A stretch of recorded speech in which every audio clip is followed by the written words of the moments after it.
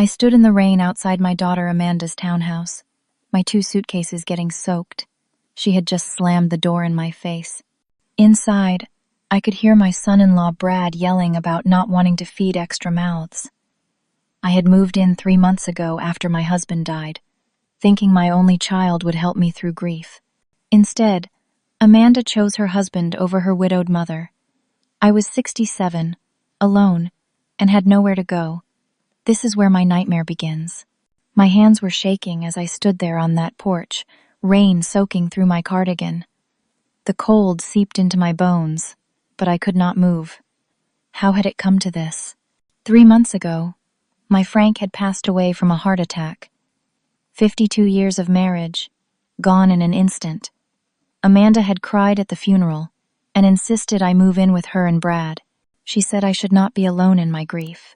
What a fool I had been to believe her. I pulled out my phone with trembling fingers and called Helen, my closest friend since college. She lived 2 hours away in the next county, but she answered on the second ring. "Tasha, what's wrong? You sound upset." "Helen, I need help," I managed to say before my voice broke. Amanda kicked me out. "What? Right now? Where are you?" Standing in her driveway, in the rain. Helen did not hesitate.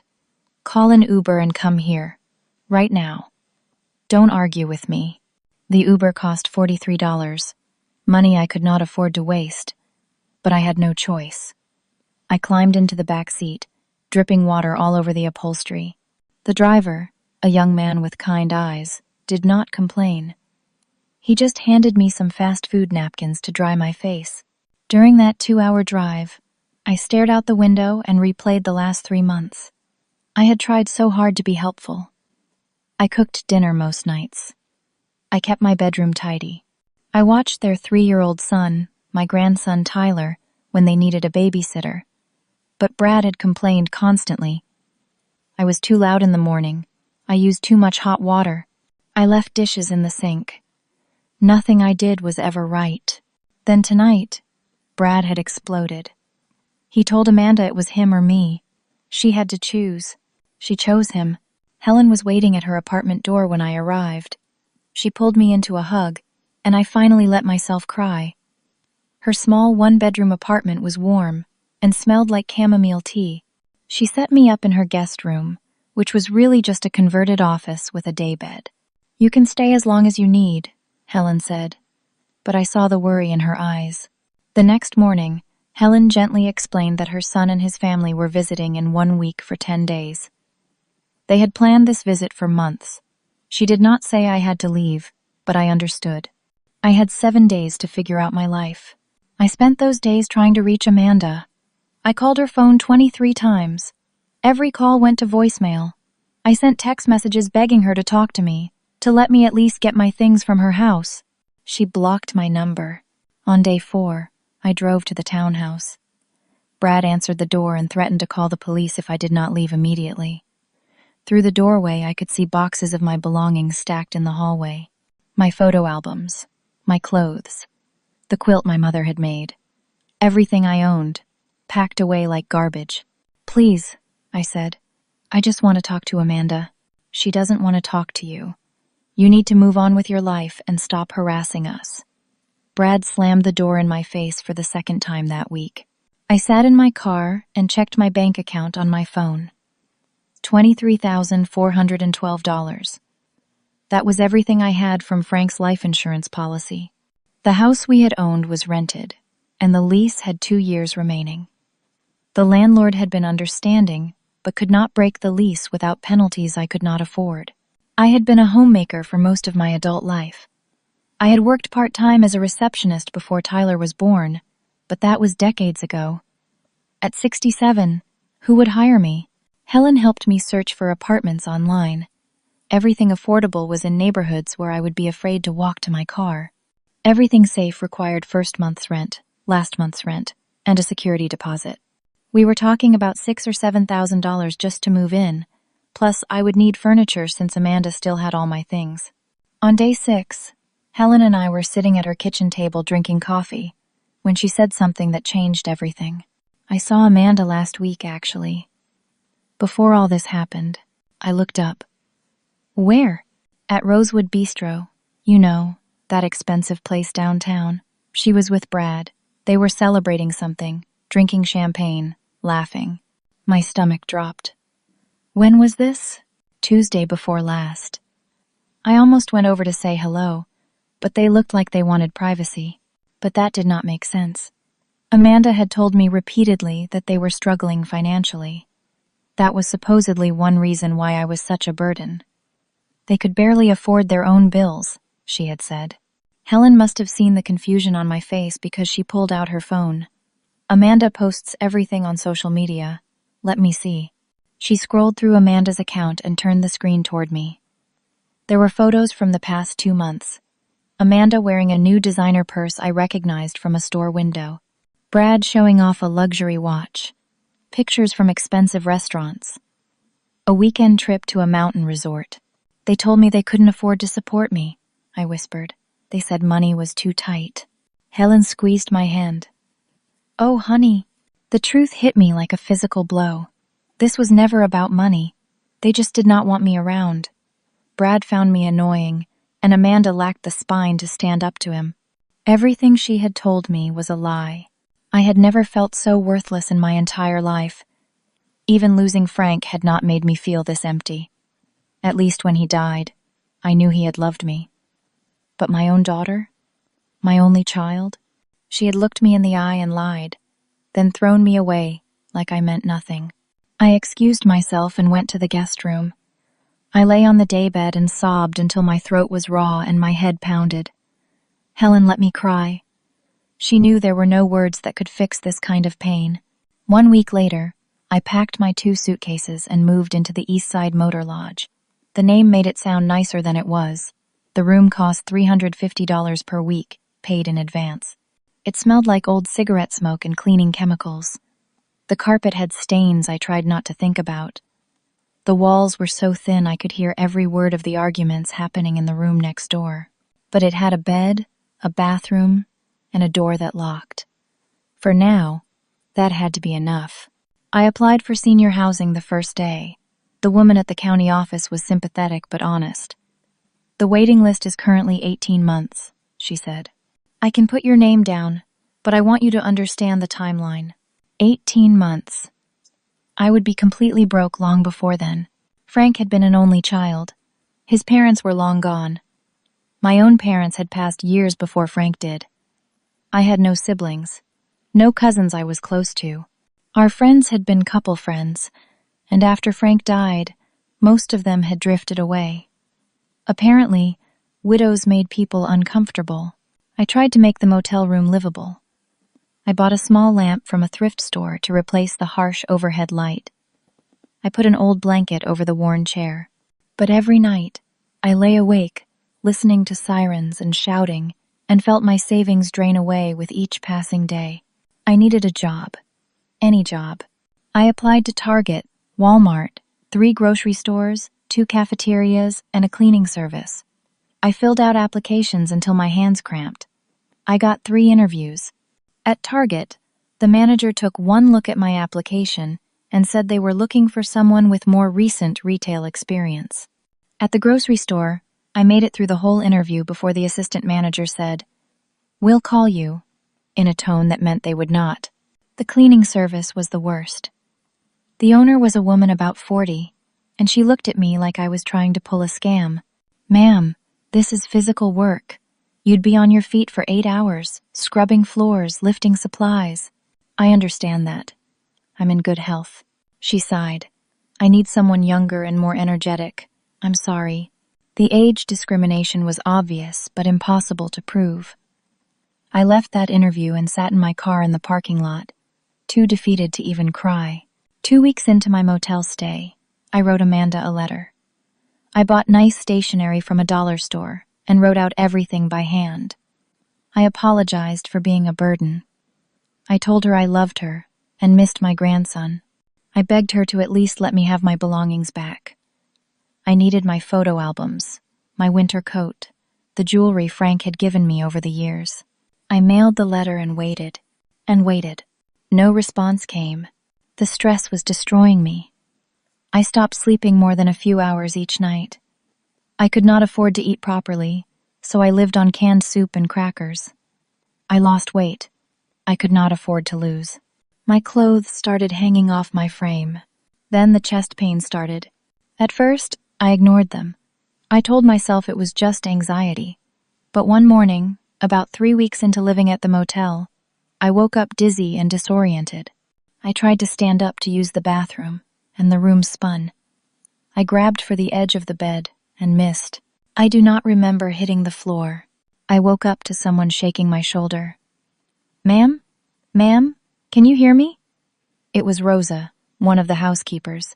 She must have used her master key when I did not answer her knock. "I'm okay," I tried to say, but my voice came out slurred.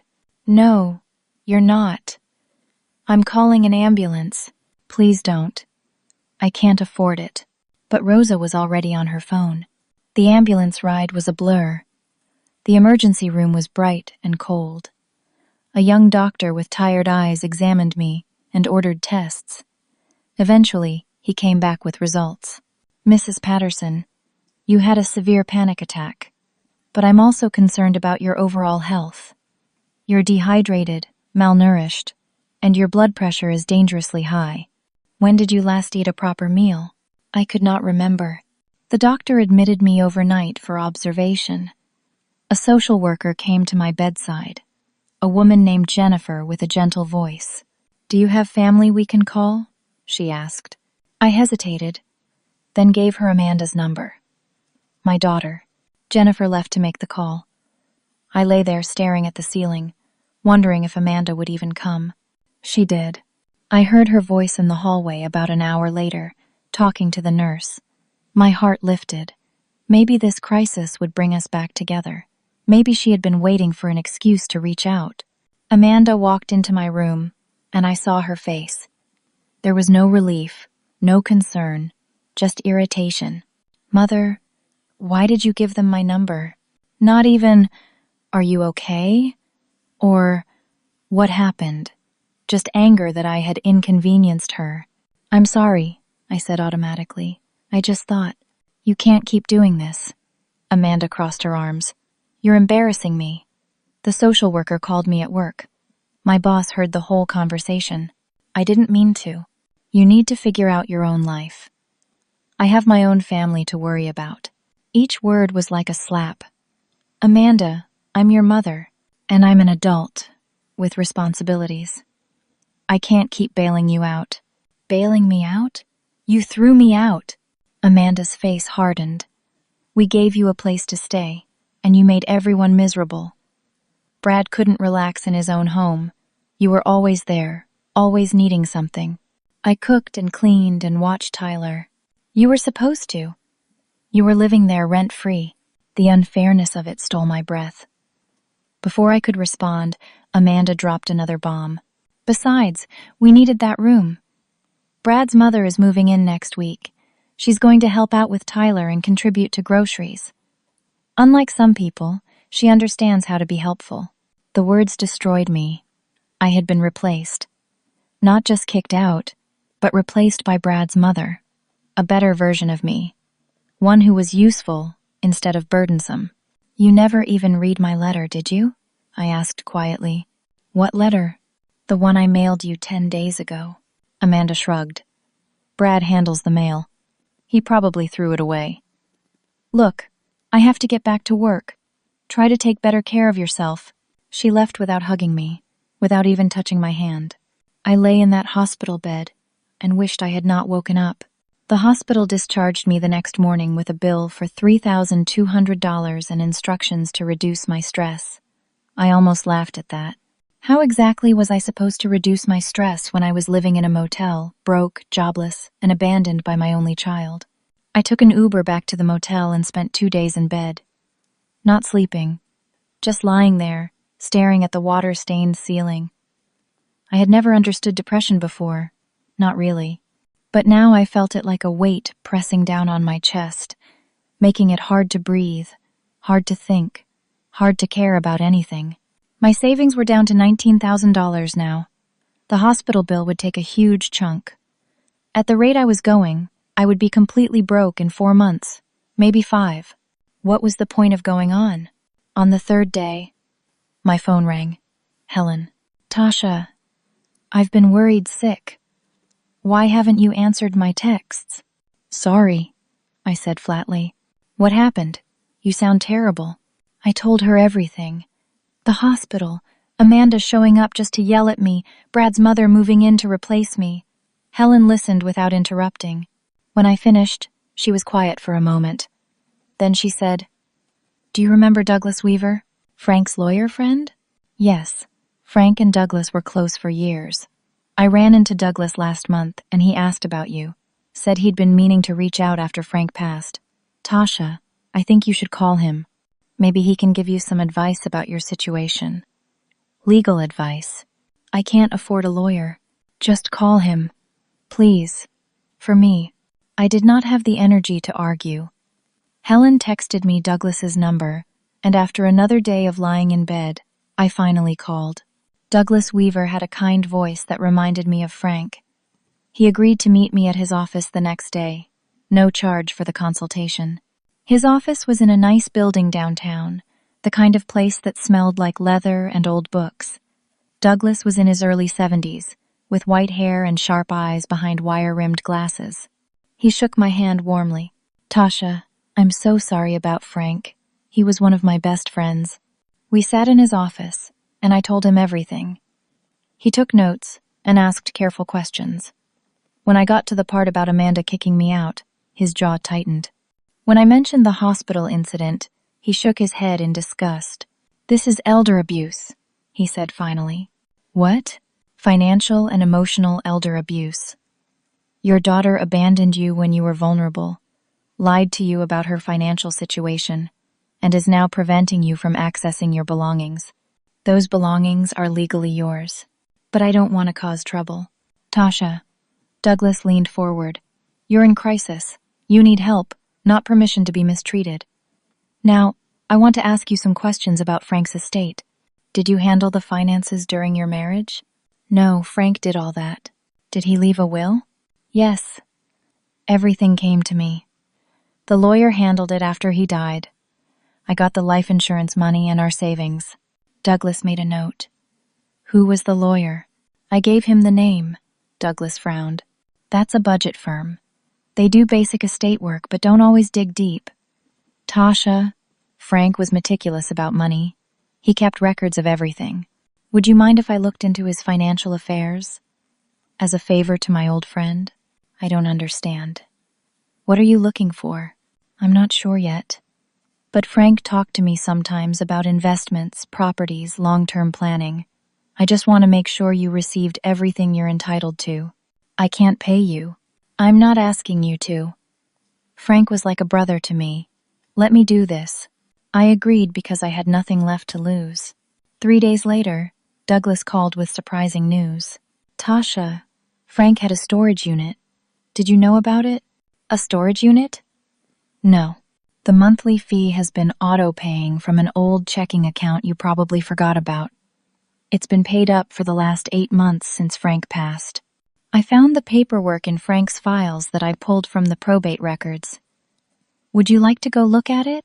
We met at the storage facility the next morning. It was one of those climate-controlled places with rolling doors. Douglas had gotten the access code from the rental company. When we opened Unit 217, I gasped. Boxes. Dozens of boxes, neatly labeled in Frank's handwriting. File cabinets. Plastic storage bins. What is all this? I whispered. Douglas opened the nearest box. File folders, organized by year, bank statements, investment records, tax returns, going back 30 years. We spent 3 hours going through everything. What we found shocked me. Frank had been investing quietly for decades. Small amounts at first, then larger ones as his career progressed. He had stocks, bonds, and mutual funds I never knew existed. More incredibly, he owned shares in several rental properties through a real estate investment group. Tasha, this is substantial, Douglas said, calculator in hand. Based on these statements, Frank's investments are worth approximately $180,000. I sat down hard on a plastic bin. That's not possible. It's very possible. Frank was smart with money. These investments have been growing for years. The question is, why didn't the estate lawyer find these? I don't know. Douglas kept digging. Then he found something else. A manila folder labeled Amanda and Brad. Inside were documents tracking loans Frank had given them over the years. $20,000 for Brad's failed business venture 5 years ago, $15,000 for their wedding, $8,000 for a down payment on a car. None of it had been repaid. There were also printed emails between Frank and Amanda, conversations I had never seen. In them, Frank expressed concern about Brad's spending habits and work ethic. He worried Amanda was being taken advantage of. At the bottom of the folder was a letter addressed to me in Frank's handwriting. It was dated 2 weeks before his heart attack. The envelope was sealed but never mailed. My hands shook as I opened it. "My dearest Tasha," it began, "if you're reading this, something has happened to me before I could put my final affairs in order. I've been meaning to talk to you about Amanda and Brad, but I kept putting it off, not wanting to upset you. The truth is, I'm worried about what will happen to you after I'm gone." Frank went on to explain that he had been planning to set up a trust to protect me financially. He suspected that Amanda might not support me if something happened to him. He had noticed how Brad treated me, the little digs and criticisms. He worried that without him there to mediate, the situation would become untenable. "I should have done this sooner," Frank wrote. "I should have protected you better.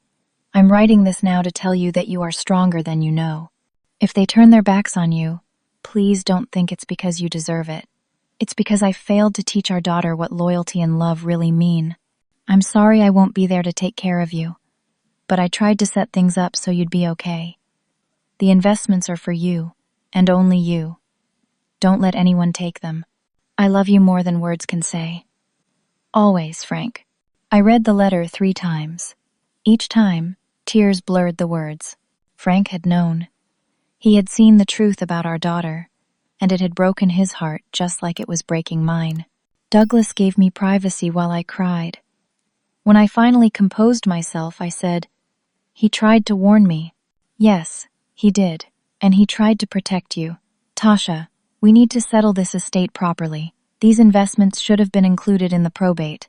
We need to get you access to these funds." "How long will that take?" "In a normal situation, a few months. But there's a complication." My heart sank. "What?"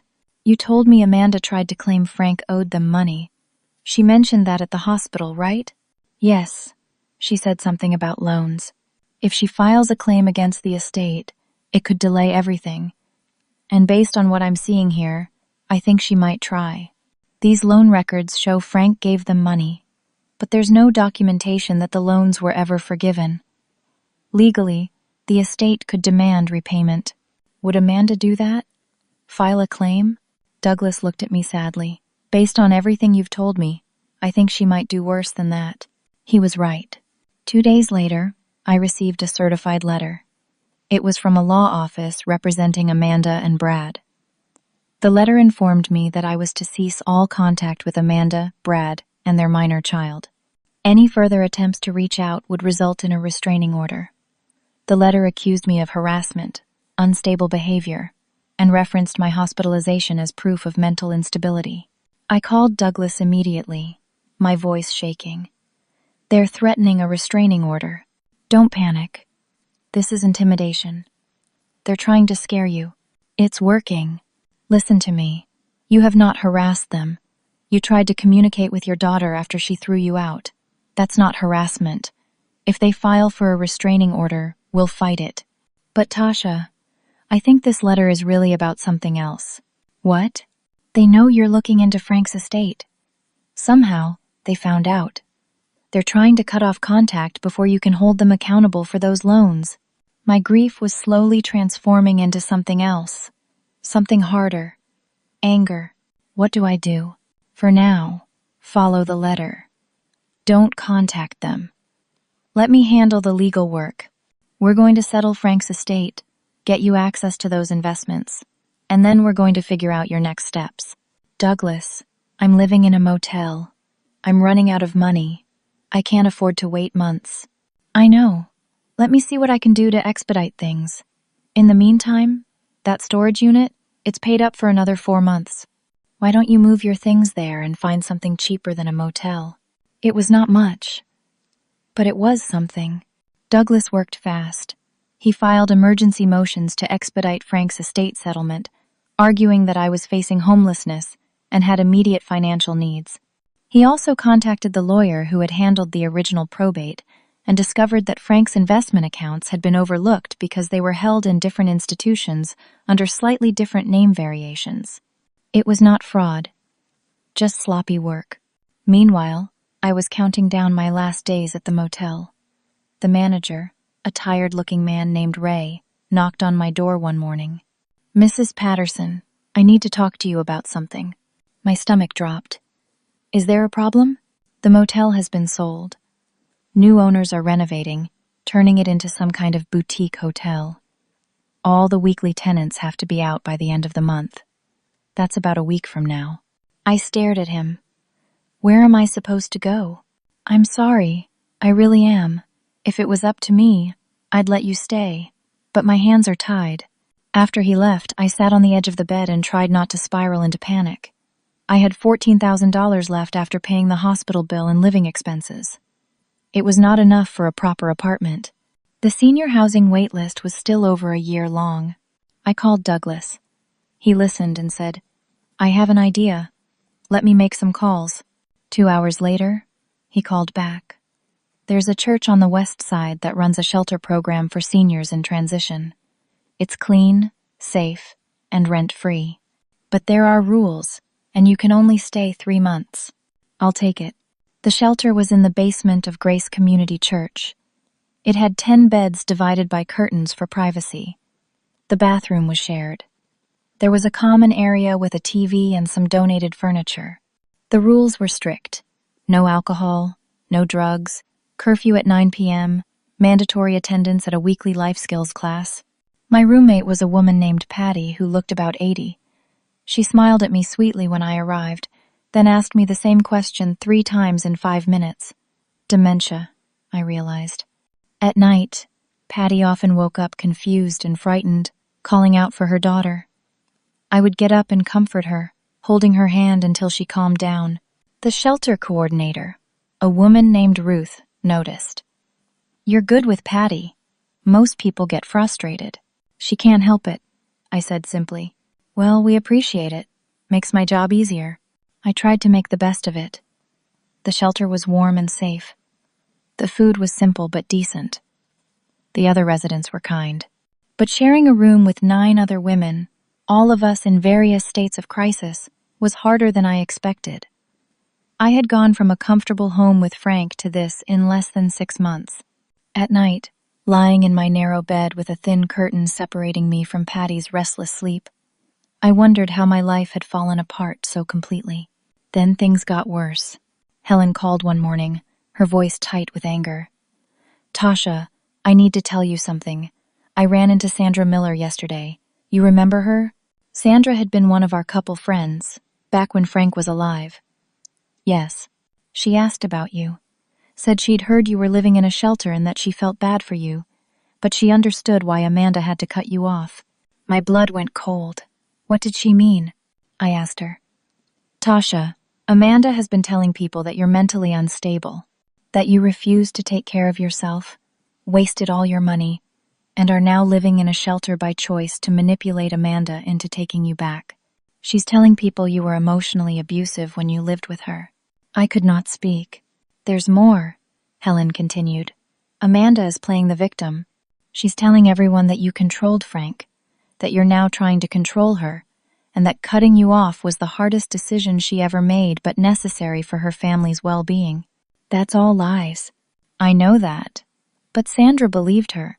She said several people in your old social circle have been talking about it. Amanda has completely rewritten the narrative." After I hung up, I sat in the shelter's common area and stared at nothing. Amanda had not just abandoned me.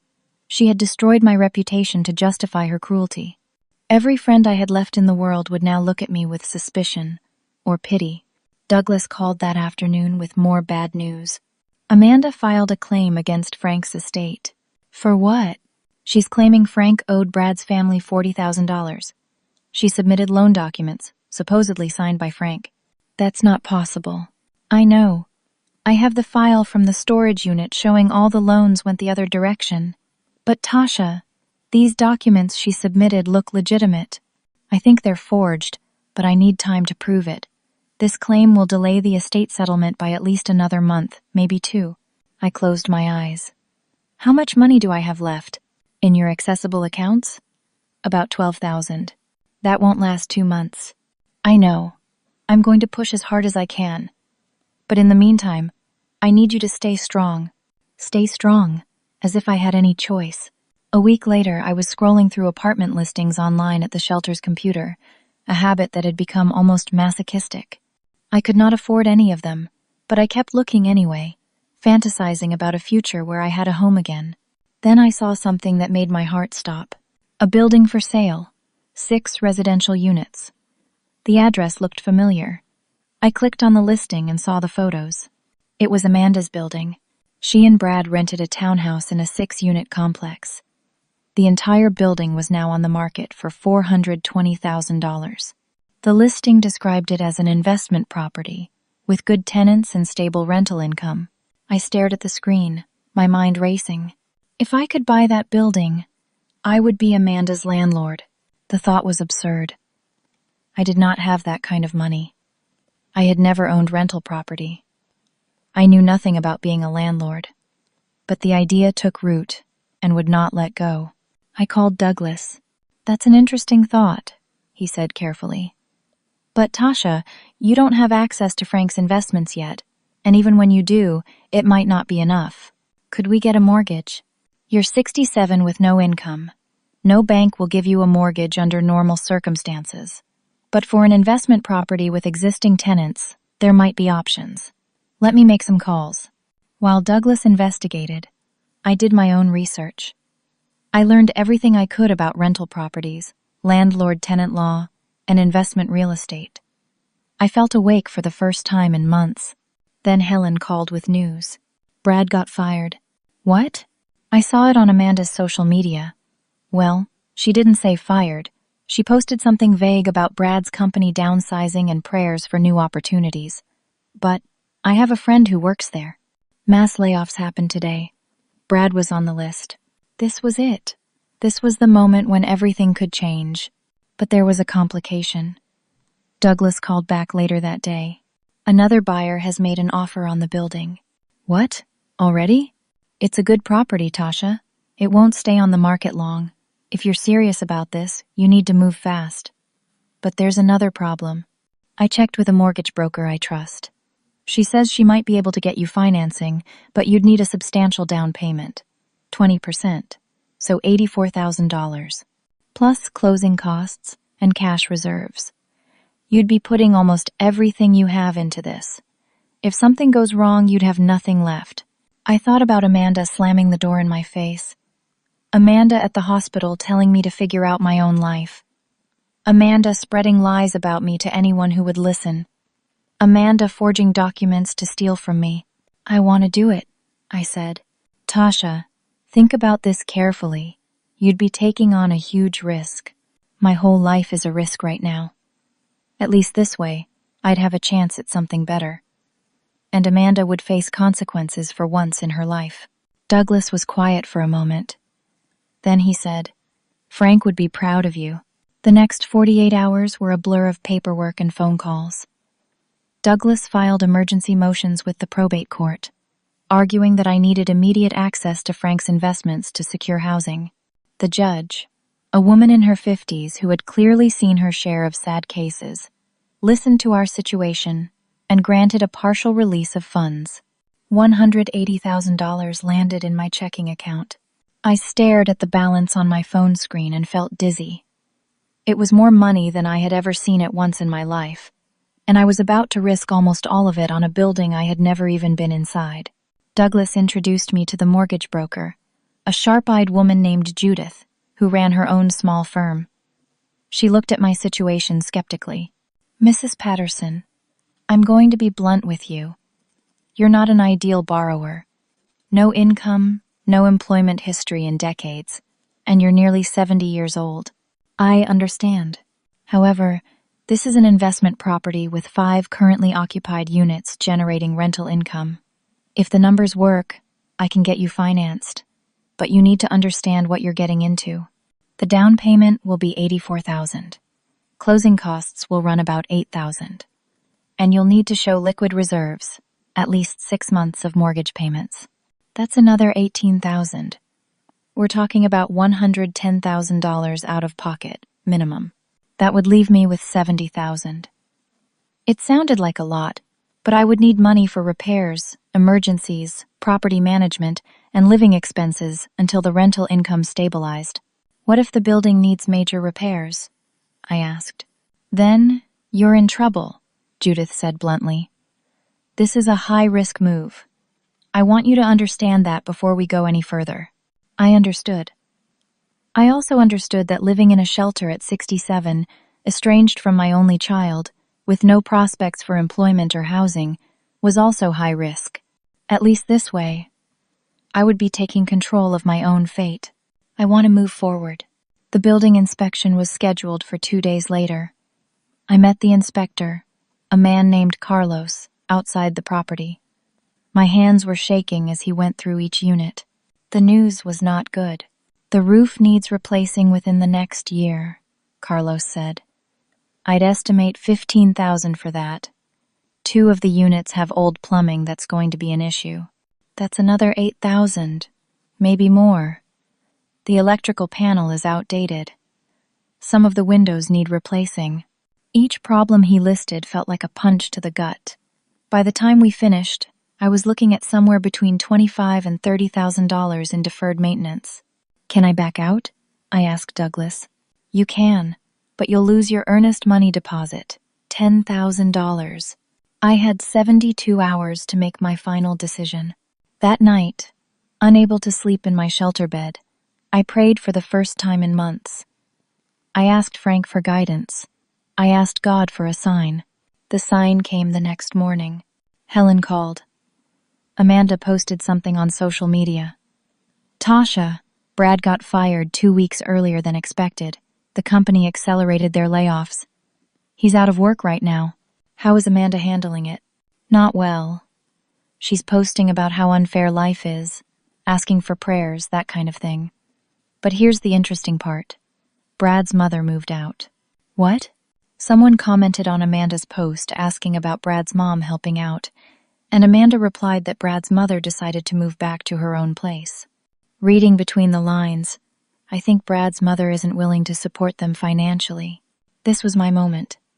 Amanda and Brad were vulnerable, possibly about to default on their rent, just as I was deciding whether to become their landlord. I called Douglas. I want to make an offer, but not at the asking price. I want to offer $440,000. That's $20,000 over asking. Why? Because I can't risk losing this to another buyer. And if the seller accepts a higher offer, maybe they'll credit me something for the repairs. Douglas negotiated for me. The seller accepted my offer with a $12,000 credit for repairs at closing. It was not enough to cover everything, but it helped. Are you sure about this? Douglas asked me one more time. I've never been more sure of anything. The closing was scheduled for 30 days out. During that time, I barely slept. I read everything I could find about property management, landlord-tenant law, and rental property finances. The shelter gave me access to their computer, and I spent hours planning. I also hired a property management company. I met with the owner, a no-nonsense woman named Carla, who ran a small firm managing about 50 rental units around the city. I'm going to be honest with you, Carla said after reviewing the building's details. You've got one problem tenant, Unit 3. They're 32 days behind on rent. The previous owner filed an eviction notice, but it hasn't been processed yet. My heart skipped. Unit 3? Yeah. A couple with a kid.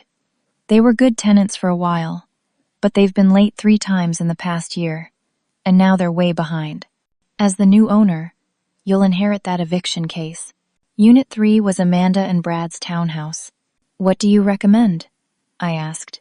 Offer them a payment plan if you want to be nice.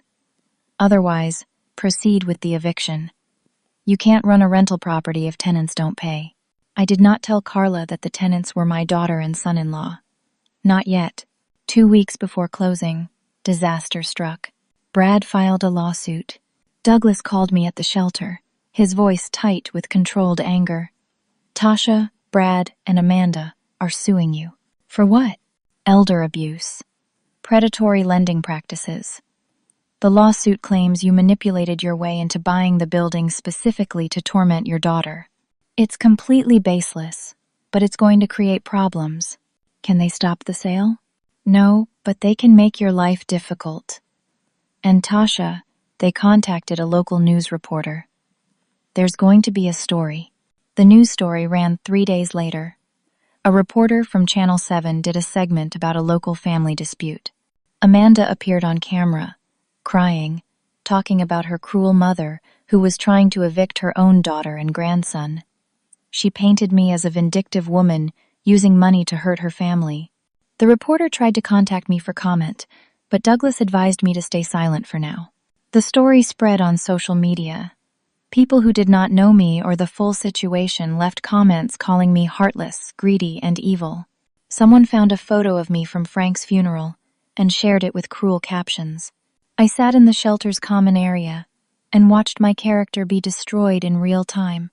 This is bad, I told Douglas. It's about to get better, trust me. He scheduled a press conference for the next day. Douglas, myself, and Judith, the mortgage broker, stood in front of a small group of reporters outside Douglas's office. Douglas spoke first. He presented copies of Amanda's cease and desist letter. He showed the forged loan documents. He played security footage from the building showing Brad vandalizing the property's mailboxes at 2 a.m, just days after learning about my purchase. He had spray-painted the words slumlord and thief on the wall. This is who we're dealing with, Douglas said. A man who commits vandalism and then sues the property owner for trying to collect rent. A daughter who kicked her widowed mother out of her home, then spread lies when that mother found a way to survive. Then I spoke. I kept it brief. I explained that I had been homeless for months after Amanda abandoned me. I explained that buying the building was not about revenge but about survival. I said I had 5 other tenants who deserved a responsible landlord, and that was what I intended to be. The narrative shifted overnight. Channel 7 ran a follow-up story. Homeless widow fights back against cruel daughter. Other local outlets picked it up. Suddenly, I was not the villain. I was the underdog fighting for dignity. Brad's lawsuit was dismissed 3 days later. The judge called it frivolous and malicious, and warned Brad that any further legal harassment would result in sanctions. We were 1 week from closing. I sat in the conference room at the title company, my hands shaking as I signed document after document. Each signature felt monumental. Purchase agreement, mortgage note, deed of trust, affidavits, disclosures. The stack of papers seemed endless. Douglas sat beside me, occasionally explaining what I was signing. Judith, the mortgage broker, was there too, along with the title officer and the seller's agent. After nearly 3 hours, it was done. The title officer handed me a folder with my copies of everything, plus a set of keys. Congratulations, Mrs. Patterson. You're now the owner of 6 residential units. I held those keys in my palm and felt the weight of them, both literal and metaphorical. I owned a building. At 67, homeless and broke just 2 months ago, I now owned property worth nearly $500,000. It was terrifying and exhilarating at the same time. What do I do now? I asked Douglas. Now you become a landlord. The first thing I did was meet with Carla from the property management company at the building. She walked me through each unit, introducing me to the tenants. Unit 1. A young couple named Sarah and Marcus with a 6-month-old baby. They were warm and welcoming, congratulating me on my purchase. Unit 2. A retired veteran named James who lived alone and kept his place immaculate. He shook my hand firmly and said he was glad to have an owner who actually lived in the area. Unit 4. A nurse named Catherine who worked night shifts. She was exhausted but kind, thanking me for keeping the building maintained. Unit 5. A college student named Emma, who was studying to be a teacher. She was living on a tight budget, but always paid on time. Unit 6. A family with 2 teenage daughters. The parents, Linda and Robert, were friendly and mentioned they had been hoping to buy the building themselves, but could not quite afford it. Everyone was pleasant, responsible, and paid their rent on time. Then there was Unit 3. That's the problem unit, Carla reminded me. Do you want me to handle the initial contact, or do you want to do it yourself? I'll do it, I said. My heart pounded as I walked to Unit 3 and knocked on the door. Brad answered.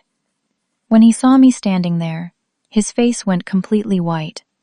For a moment, we just stared at each other. Then Amanda appeared behind him.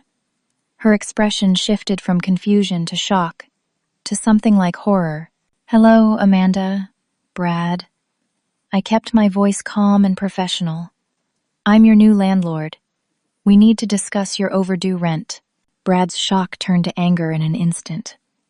You've got to be kidding me. This is harassment. This is business. You're currently 32 days behind on rent. That's $2,300, plus late fees of $115. When can I expect payment? We don't have it, Amanda said, her voice breaking. Mom, please.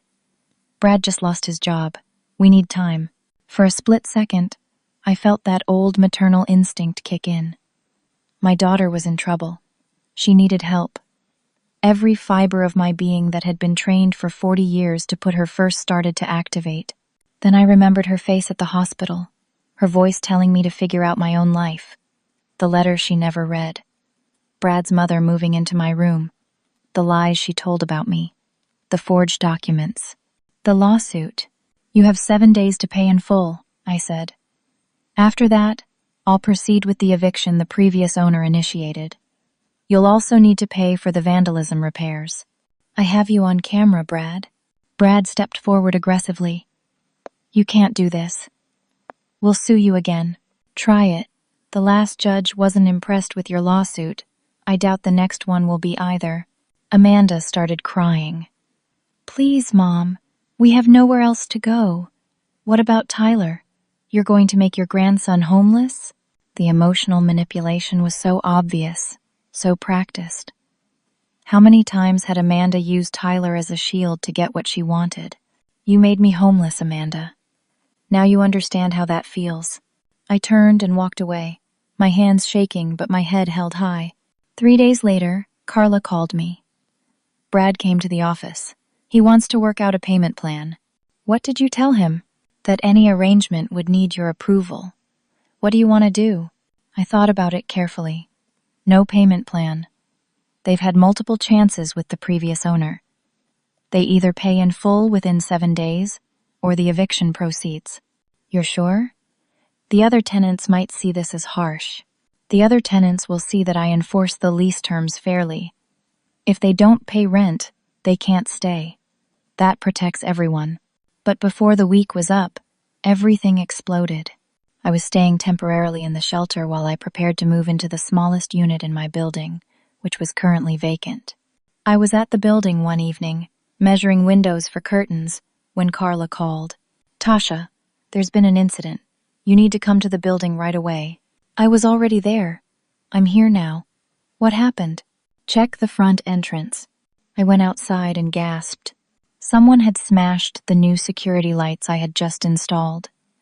The flower beds I had planted were trampled, and spray painted across the front of the building in huge red letters.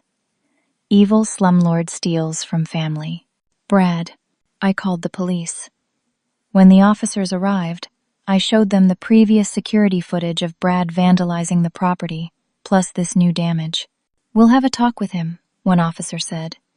You might want to consider a restraining order. I did better than that. I pressed charges. The next morning, Douglas filed for an emergency eviction hearing, citing the ongoing vandalism and harassment as a threat to the safety of the other tenants. Amanda called me that afternoon. Not through a lawyer. Not through an email. She actually called my phone. Please don't do this, she sobbed. Brad is sorry. He's just stressed and scared. We'll pay the rent. We'll fix everything.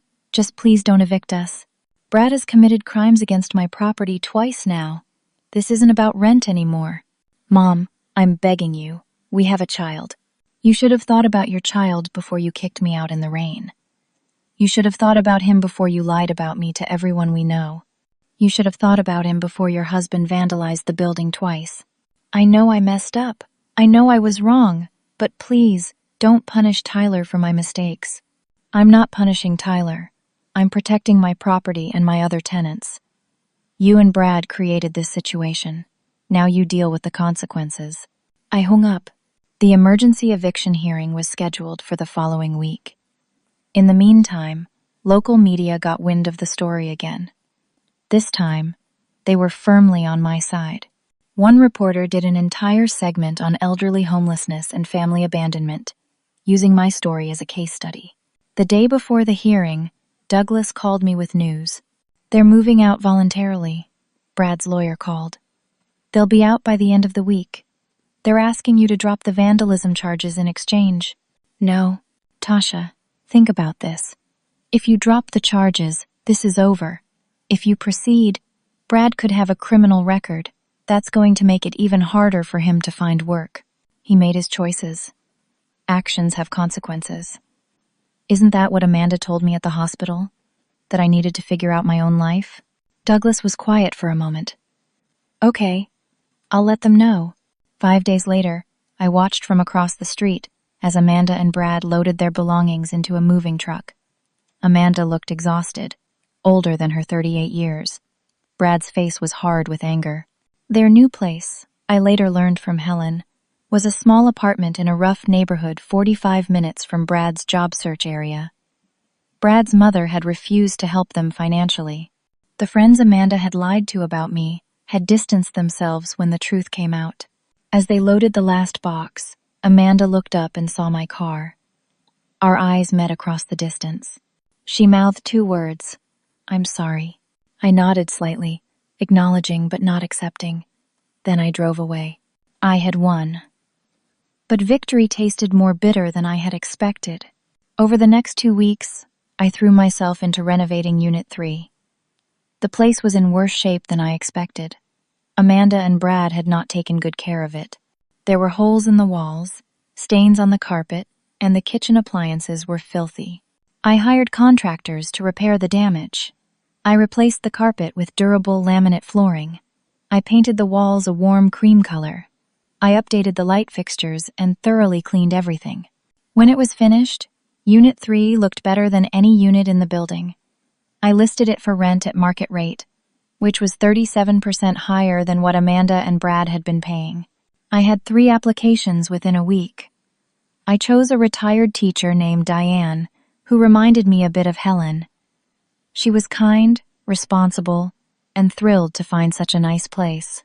"This is lovely," Diane said when I showed her around. "You clearly take pride in your building."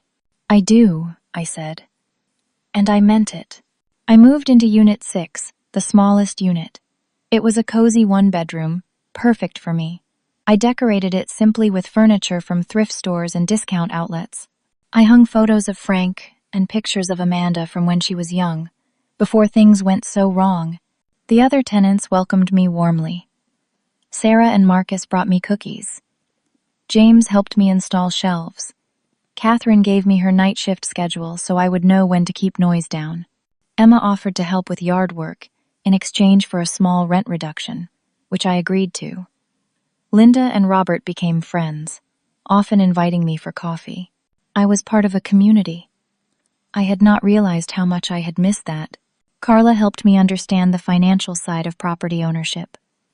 The rental income from all 6 units was just over $9,000 per month. My mortgage payment was $5,200. After setting aside money for taxes, insurance, maintenance reserves, and Carla's management fee, I had about $2,000 per month for living expenses. It was not a lot, but it was enough. More than enough, actually. I could pay my bills, buy groceries, and even save a little. After months of terror about money, I finally felt secure. 2 months after Amanda and Brad moved out, I received a letter in the mail. My hands shook when I saw Amanda's handwriting on the envelope. Inside were 8 pages, handwritten, no date. "Dear Mom," it began. "I don't know if you'll read this. I wouldn't blame you if you threw it away, but I need to write it, even if you never respond. I owe you the truth, even though the truth makes me look terrible. I was a horrible daughter. No, worse than that. I was cruel. I abandoned you when you needed me most. I chose Brad over you, and that choice was wrong in every possible way. But it wasn't just one bad choice. It was a pattern that started years before Dad died." Amanda went on to explain things I had never known. How Brad had been controlling and manipulative from early in their marriage. How he had slowly isolated her from friends and family, convincing her that everyone was judging them, that no one understood their struggles. How he had made her feel like she had to choose between him and everyone else in her life. When Dad died and you moved in, Brad couldn't stand it. He saw you as competition for my attention. He made living together miserable on purpose, and I was too weak to stand up to him. I told myself it was temporary, that things would get better, but they just got worse. And then Brad gave me an ultimatum. You had to go. I chose him because I was terrified of being alone with a young child. I thought I needed him. I was wrong. She admitted to lying about their finances. She confessed that Brad had forged the loan documents, though she had not known until afterward. She took responsibility for spreading lies about me. The worst part is that Dad warned me. Before he died, he told me he was worried about my marriage. He said Brad was using me, that I deserved better. I got angry and told him to mind his own business. I said terrible things. He died thinking I was mad at him, and I never got to apologize. Now I'm losing you too, and it's my own fault. I don't expect forgiveness, Mom. I don't deserve it. But I need you to know that I finally understand what I did. You deserved a daughter who loved you more than her own pride. Instead, you got me. I'm getting divorced. It's been coming for a while. But after we moved out of the building, things fell apart completely. Brad blames me for everything. He says I should have fought harder against you, should have made you back down. He's moved in with some friend of his. Tyler and I are living in that small apartment alone, and honestly, it's better this way. I finally see Brad for who he really is. A man who convinces you to betray everyone who loves you, then abandons you when you're no longer useful to him. I threw away the best person in my life to please a man who didn't deserve my loyalty. I'm sorry, Mom. I'm so sorry. I read the letter 3 times. Each time I felt different emotions. Anger, sadness, a tiny, fragile spark of hope. I talked to Douglas about it. I talked to Helen. I even talked to Diane, my new tenant, who was becoming a friend. What does your gut tell you? Diane asked. That she's being honest this time. But I don't know if honesty is enough. Do you want a relationship with her? I want my daughter back, but I don't know if that's possible. The daughter I thought I had might never have existed. After several days of thinking, I wrote a reply. I kept it short. Amanda, I received your letter and read it carefully. I believe you're being honest about what happened. I also believe you're genuinely sorry. But trust isn't rebuilt with words alone. It's rebuilt through actions over time. I'm not closing the door forever, but I'm not opening it yet either. If you truly want to heal what's broken between us, show me through how you live your life in the next year. Get therapy. Work on yourself. Become the person who would never abandon her mother again. Prove through your actions that you've changed. Then we can talk about rebuilding our relationship. I still love you. I probably always will. But I also love myself too much to accept cruelty again. The choice is yours, Mom. I mailed it and felt a sense of peace I had not experienced in a long time. As the months passed, my life continued to improve. The building became my purpose. I took pride in maintaining it well. I installed better security cameras and outdoor lighting. I created a small community garden where the tenants could grow vegetables. I organized a monthly potluck dinner in the common area I had renovated. Other elderly people in the community started reaching out to me. My story had spread, and seniors facing similar situations wanted advice and support. I started a monthly support group that met in the building's community room. We shared stories, resources, and encouragement. I discovered I was not alone. So many older people faced abandonment by family members, financial exploitation, or homelessness. Some had stories even worse than mine. One woman, Margaret, had been caring for her disabled adult son when her daughter stole her identity and drained her bank accounts. Another, Frank, named after my husband, which felt like a sign, had been living in his car after his children sold his house without his permission while he was in the hospital. These stories broke my heart, but they also gave me purpose. I could help. I could listen. I could share what I had learned about navigating the system, finding resources, and fighting back when necessary. Douglas occasionally came to speak at the group, offering free legal advice about elder law, estates, and tenant rights. Helen volunteered to coordinate meal donations. The group grew from 5 people to over 20. Amanda sent monthly updates, short emails, never asking for anything, just telling me about her life. She was in therapy twice a week. She had filed for divorce and was working as a receptionist at a dental office. Tyler was in preschool. She was learning to budget, to stand on her own, to be independent. I read each email carefully. I responded briefly, acknowledging her efforts but maintaining my boundaries. I was not ready yet. Maybe I would never be ready. But I was not closing the door completely either. 1 year after buying the building, I sat on my small balcony with my morning coffee. It was a beautiful spring morning, the kind Frank would have loved. Birds sang in the tree outside my window. The garden was blooming with flowers the tenants had planted. Douglas and Helen came over that afternoon to celebrate the anniversary. We sat in my living room, drinking tea and eating cake Diane had baked. "You've built something remarkable here," Douglas said, gesturing to the building. "Frank would be so proud." "I'm proud of me," I said, surprising myself with the certainty in my voice. For the first time in my life, I can say that and mean it. Helen raised her teacup to survival, resilience, and second chances. We clinked our cups together, and I felt a warmth in my chest that had nothing to do with the tea. Later, after they left, I sat alone and thought about everything that had happened. 1 year ago, I had been standing in the rain, homeless and heartbroken, believing my life was over. Now I owned property. I had a home.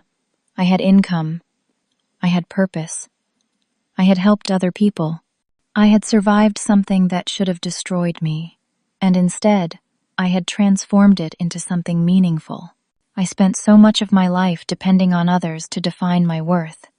First Frank, then Amanda. When they were gone or turned against me, I felt worthless. But the truth was, my worth had always been there. I just could not see it. This building was not just property. It was proof that I was capable, strong, and valuable, even at 67, even starting from nothing, even after losing everything. Betrayal teaches you who people really are. Amanda showed me her character when I was vulnerable. That truth was devastating, but it was also liberating. I stopped making excuses for her behavior. I stopped sacrificing myself for someone who would not sacrifice for me. But I also learned that revenge and justice are not the same thing. I did not buy this building to punish Amanda. I bought it to save myself. The fact that it held her accountable was a consequence of her choices, not my vindictiveness. And maybe most important, it is never too late to start over. I was homeless, heartbroken, and nearly 70. Everyone told me to give up, to accept my circumstances, but I refused. If I could rebuild my life at this age, anyone can. My phone buzzed with a text message. "Amanda, Mom, I drove by the building today. It looks beautiful. You should be proud. I'm proud of you, even if I have no right to be. One day, I hope I can tell you that in person. I love you." I stared at the message for a long time. My heart was a complicated mix of love, hurt, hope, and caution. I had learned that I could hold all these feelings at once. They did not cancel each other out. Finally, I typed my response. Thank you. Keep working on yourself. I'm still here. I hit send and felt a small sense of peace. The sun was setting, casting a warm golden light across my building, my home, my accomplishment, my future. I had survived the unsurvivable and become stronger in the breaking. Family betrayal cuts the deepest because we trust them most. But survival is not just about enduring pain. It is about refusing to let that pain destroy your future. I could have stayed bitter, homeless, and broken. Instead, I chose to fight for myself when no one else would. And that choice changed everything. At nearly 68 years old, I finally understood something fundamental about life. Your worth does not depend on whether people treat you well. It depends on whether you treat yourself well. I had spent decades waiting for others to validate me, protect me, or save me. In the end, I learned to validate, protect, and save myself. That was the greatest gift this terrible experience gave me. Not the building, not the financial security, not even the justice of seeing Amanda face consequences. The gift was learning that I was enough, all by myself, even when the whole world seemed to say otherwise. I looked at the photo of Frank on my bookshelf. I did it, I whispered. I survived. Thank you for believing I could. The photo did not answer, of course, but I felt his presence in the warm evening air, in the solid walls around me, in the quiet confidence I finally felt in my own skin. I had won. Not just against Amanda, or Brad, or the circumstances that had tried to break me. I had won against the voice in my head that said I was too old, too weak, too damaged to fight back. And that victory was mine alone, to claim. Now I want to ask you something. Have you ever had to choose between family loyalty and your own well-being? How did you handle it? What would you have done in my situation? I would love to hear your thoughts in the comments below. And if this story touched you in any way, please hit that like button and subscribe to hear more stories like this one. Share this video with someone who might need to hear that it is never too late to fight for yourself. Thank you for listening to my story. I hope it reminds you that you are stronger than you know, and that you deserve to be treated with love and respect, even by the people who should love you most. Take care of yourself out there. You matter more than you realize.